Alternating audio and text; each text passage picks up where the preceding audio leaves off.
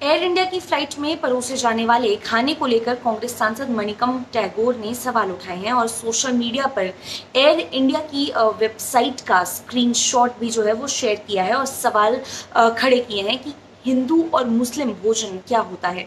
नागरिक उड्डयन मंत्रालय से कार्रवाई की मांग करते हुए कांग्रेस नेता ने आगे सवाल किया, क्या संघियों ने एयर इंडिया पर कब्जा कर लिया है? हालांकि ये स्पष्ट नहीं है कि एयर इंडिया के मेन्यू में धर्म आधारित भोजन कब से जोड़ा गया है।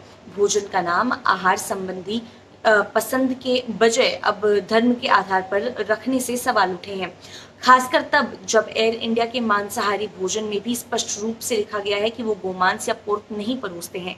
एयर इंडिया की वेबसाइट पर डाइनिंग एक्सपीरियंस पेज पर यात्रियों के लिए फ्लाइट के अंदर मील की डिटेल में जानकारी दी गई है। पेज पर लिखा है, भारतीय और अंतर्राष्ट्रीय व्यंजनों की समृद्ध को ध्यान में रखते हुए भोजन के विभिन्न विकल्पों के साथ हम सभी के लिए स्वादिष्ट भोजन पेश करते हैं।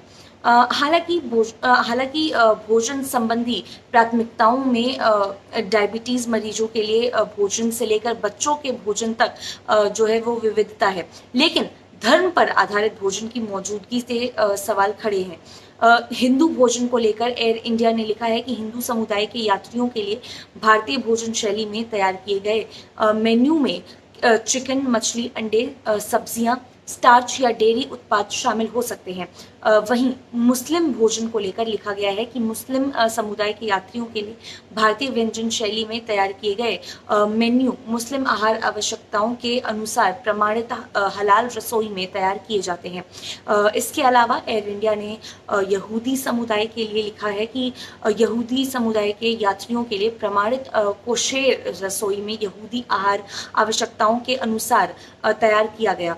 ये भोजन केवल विशिष्ट अंतर्राष्ट्रीय उड़ानों पर उपलब्ध है। साथ जैन समुदाय के लिए लिखा गया है कि जैन समुदाय के यात्रियों के लिए भारतीय शैली में तैयार किए गए मेन्यू में किसी भी तरह की जड़ वाली सब्जियां जैसे प्याज, लहसुन या एनिमल प्रोडक्ट शामिल नहीं होंगे।